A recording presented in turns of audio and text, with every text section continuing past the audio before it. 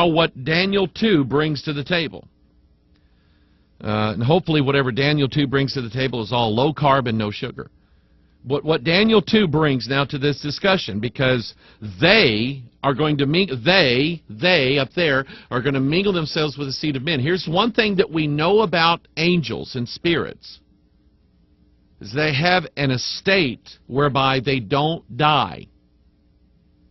Spirits don't die.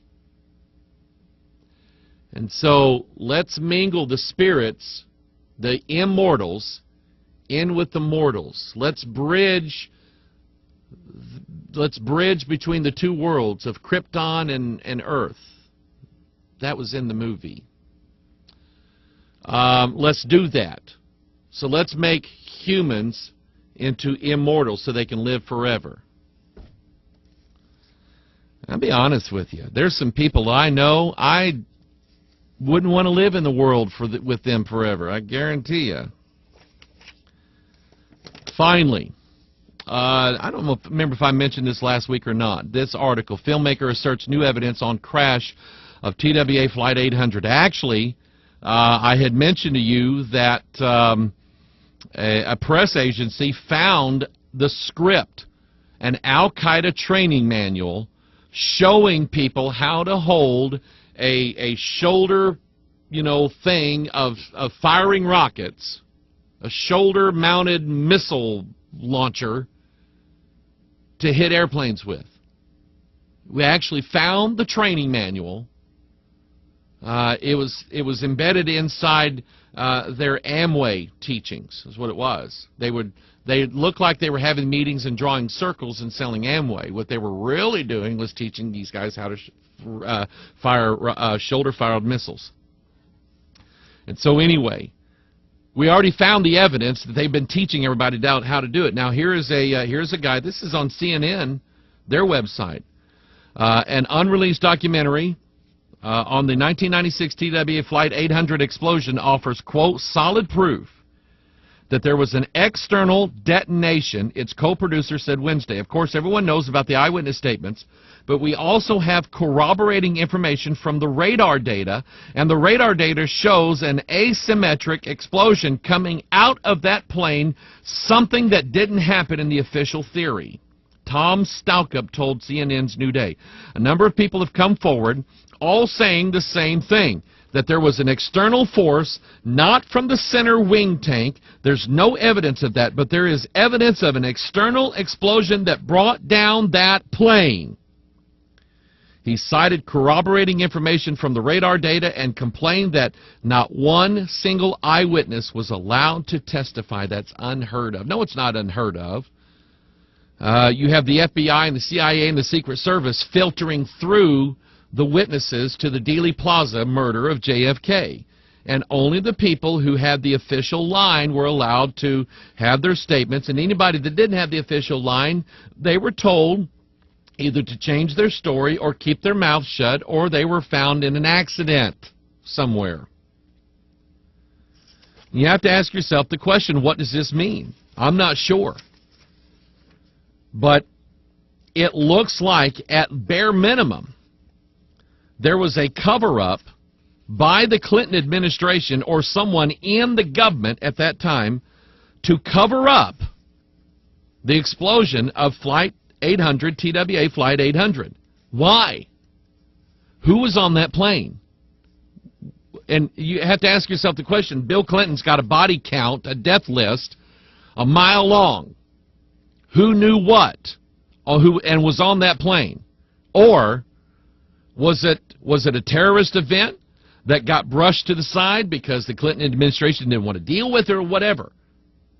I guarantee you, if it happens now, we all understand that this is exactly and I'm not saying it is, but Barack Obama has a reputation now that he has built for himself as actually being soft on terrorism and actually trying to cover it up like he did with Benghazi.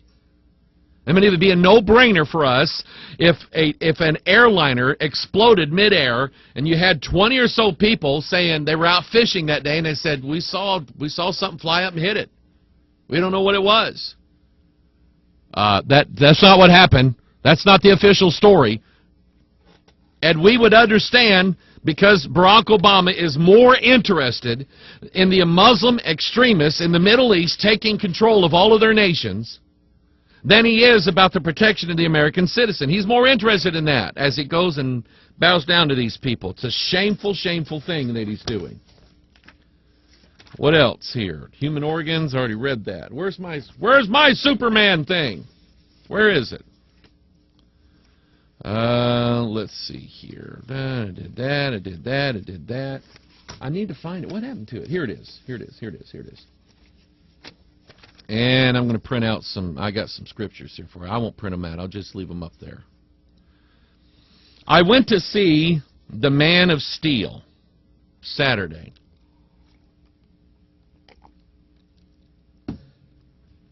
And I already had an idea in my mind.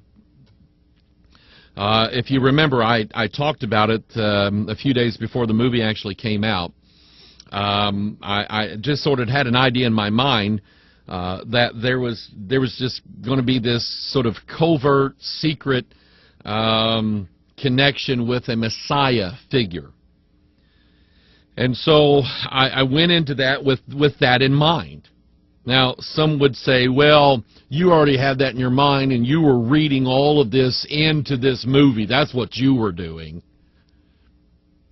No, I wasn't. Because when I left the theater, and I watched it in full 3D so to get all the perspective, when I left the theater, it dawned on me that I had watched a 2-hour evangelical film for the Antichrist. And that's what I saw. I watched, it's just like, you remember those evangelical films of the 70s, like A Thief in the Night and The Burning Hell, and there was a bunch of other, there was like evangelical movies coming out, The Cross and the Switchblade, movies like that churches would show. We actually in our church, when I was a boy here, we had a film projector and a screen, and the church would rent these movies, invite everybody all over town to come, and we'd show them the movie like The Burning Hell. You can watch this on YouTube. It's real campy 70s stuff, but it was effective. People didn't want to go to hell. So these evangelical films being used to try to get people saved, give them the gospel message and so on. That was the 70s. Now we have The Man of Steel. And it absolutely, nothing more. I know Superman. I've met him. No, just kidding. I know Superman. I grew up on comic books, and I grew up reading Superman comic books in the 70s. And if I could get my hands on, like, older copies, like from the 60s and so on, I'd read those too. But I knew Superman. I knew his story. I knew how he came to Earth from the planet Krypton. I knew what green kryptonite does to him. I knew what red kryptonite does to him. Gold, you didn't know there was different types of kryptonite, did you? Gold kryptonite and green and red and all these other different types of kryptonite and what they did to him. I can't remember which one it was, but one of them would just actually kill him on sight. I knew about the fifth dimension imp named Mr. Mixtelblick, or whatever his name was. I knew Bizarro, the Bizarro world, the Bizarro Superman, the Bizarro Lois Lane. I knew all of that stuff.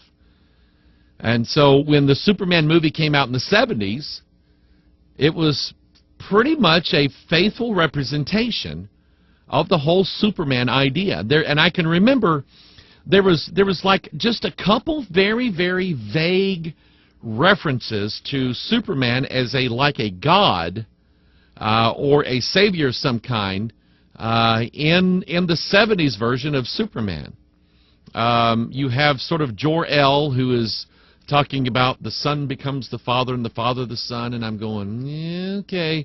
And Lois Lane in the flying sequence, which, I mean, it's as far as film is concerned, it's a great, great sequence, and the music is just extraordinary. But in the flying sequence, Lois Lane is flying around with Superman, and I mean, she is just drooling all over herself. And she says, here I am like a child holding hands with a god. Okay, and that was it.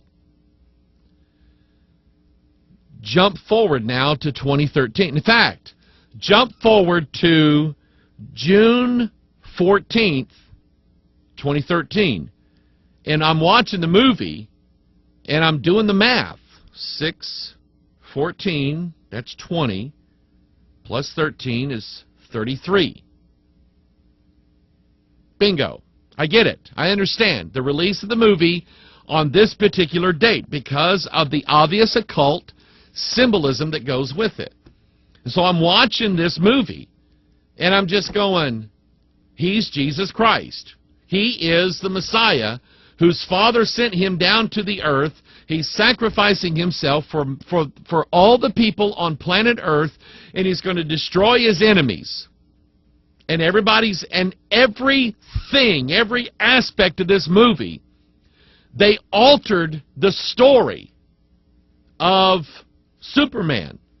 They altered the history a little bit. They added elements of it that you never saw in the comic books before to tell this particular story. And I don't have time today, and I'm going to kind of save some of this back for the Watchman broadcast. I'll probably go into more detail on it.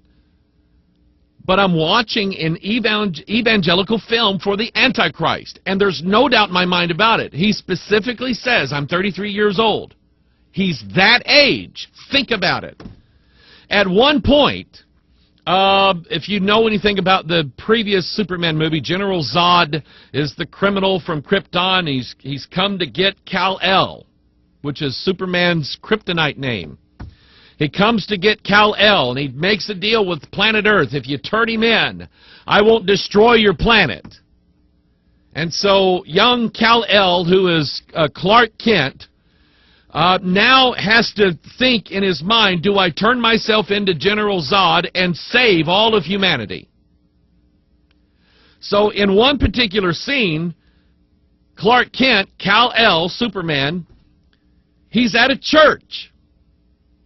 He's sitting in the pew in a church. And as he is pondering this big question in his mind, do I sacrifice myself for mankind? I'm not making this up. The filmers, the directors, the producers did this on purpose. They put Kal-El, Superman, Clark Kent, in front of a giant stained glass mural of Jesus, and that famous painting of Jesus next to a rock in the Garden of Gethsemane, looking up to God saying, Lord, if there's any other way. And the symbolism, to me, it was obvious. Because I know the Bible, I know what Jesus was going through when he was in the Garden of Gethsemane. He was in that hour of temptation. He was trying to decide. His flesh was weak, but his spirit was strong. He was trying to decide what he should do. And here is the Savior, the Messiah, Kal-El, El-E-L. That's his father's name, El, which is Hebrew for God. Kal-El, the Son of God, is down on earth in his Garden of Gethsemane asking himself, should he sacrifice himself for mankind?